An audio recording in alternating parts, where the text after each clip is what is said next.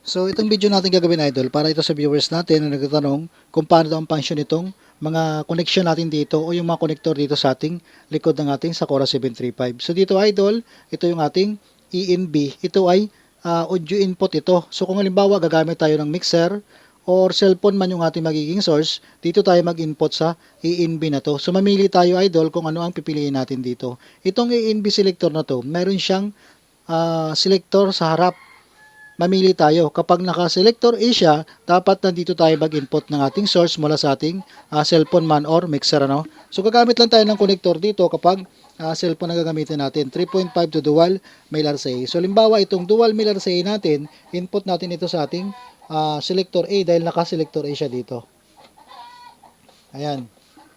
Tapos yung 3.5 natin na to, ito, dito na sa ating cellphone.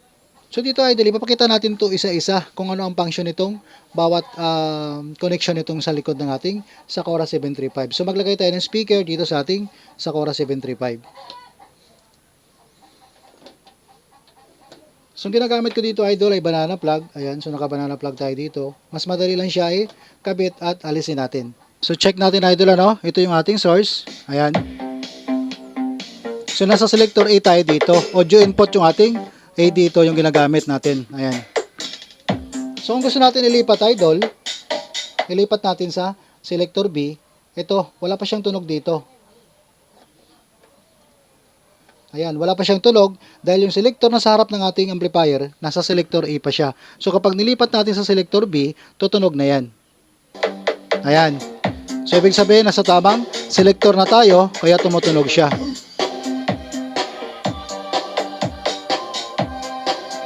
So ngayon idol, ano ito ngayong line out na to at saka record out? So mayroon naman tayo dito yung GR in or mic out ano? Puro lahat yan ay output papunta sa isa nating amplifier. So kung may gagamitin pa tayong isang amplifier, pwede tayo mag-connect dito sa line out, record. Ito para sa ating mga music yan. Ito naman yung GR in na to o microphone natin ito. Ito ay microphone output ito. Kung halimbawa magagamit tayo o magli-link tayo ng isang amplifier na microphone lang ang magiging output, dito tayo mag-output papunta sa isa nating amplifier. Ito naman ay microphone lang, kahit may music tayo, hindi kasama itong music dito sa ating GRN na to o yung mic output natin dito. Dito naman sa line out at saka record out, halos paliho lang yan idol, katulad lang din itong ating XLR output na to. So ito ay line out, pwede tayo mag-link dyan sa isa nating amplifier. Kung mayroon tayong gagamitin na dalawang amplifier, itong isa, yung pangalawa, mag-line out tayo dito or mag-record output tayo dito papunta sa pangalawa nating amplifier. Katulad lang din itong XLR natin. So check natin yan, may gagamitin tayong amplifier. So mini amplifier na gagamitin ko, ito lang. So mag-output lang tayo dito sa ating line out at saka record out. So alisin natin dito yung mga speaker connection natin idol ano, para ipakita lang natin na mayroon talagang line out ito or signal dito sa ating line out at saka record out. So yung papunta sa ating mini amplifier o pangalawang amplifier. So maglagay tayo dito sa ating line out. Ayan. So mag-play tayo ng music. So dahil wala tayo ditong speaker connection sa ating amplifier, dito na yan sa ating pangalawang amplifier magtutunog. Volume tayo.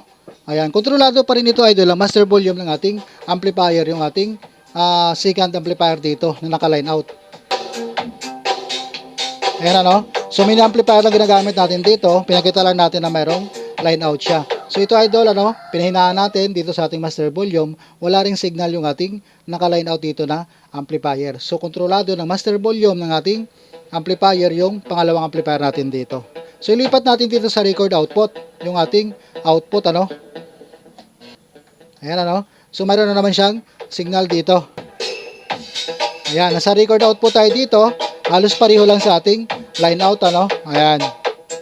So okay siya idol. Yung ating audio input, hindi natin pwede alisin yan dahil pag inalis natin audio input natin dito, wala na ring output dito na makukuha yung ating pangalawang amplifier. So dapat yung ating line out dito o yung ating audio input dapat naka-maintain yan. So katulad nito, record out. Ayan ano? Ayan.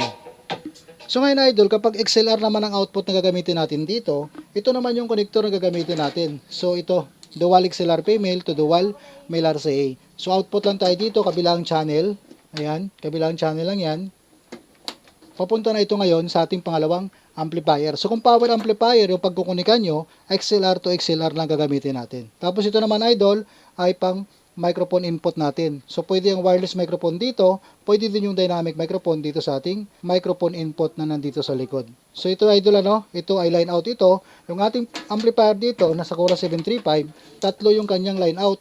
Bukod dito sa ating record, line out, tapos yung line out na naka XLR dito. Itong GRN naman ay para ito sa mic output, microphone lang ang masasagap nito papunta sa ating pangalawang amplifier. So ngayon idol, paano naman ito,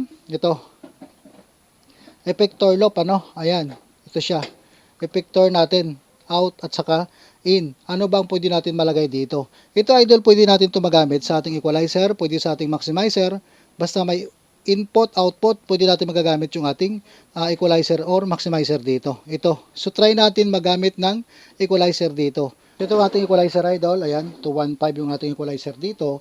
Ngayon, i-connect natin dito sa effector, So, wala tayong babaguhin idol sa ating audio input, Dapat naka-maintain yung ating audio input dyan. So, ito ngayon ang gagamitin natin dito sa ating equalizer. So, gagamitin lang natin ang connector dito idol sa ating effector, papunta rito sa ating equalizer. Ito lang, dual mono TSO dual male RCA. So, dapat dalawa ito para sa ating output at saka input. So, itong connector na isa, halimbawa, mag-output tayo dito sa ating, ayan, equalizer, output ng ating equalizer, papunta ito sa input ng ating effector. Ayan, yung output napunta sa input ng ating effector. Itong pangalawang connector natin, ito, output naman tayo dito sa ating effector. Ayan, papunta naman ito sa input ng ating equalizer dito. Ayan. Ganyan lang idol ang connection ng ating equalizer. Pwede na yan. Kapag nag-play tayo ng music dito, mayroon na ulit dyan function na dumaan dito sa ating equalizer. So ngayon idol, sound check na natin ito kasama yung ating equalizer dito. So ito yung naka-record output pa tayo dito, papunta pa lang yan sa ating pangalawang amplifier. So volume tayo dito sa ating main amplifier. Ayan So ngayon maglagay tayo ng ating main speaker dito.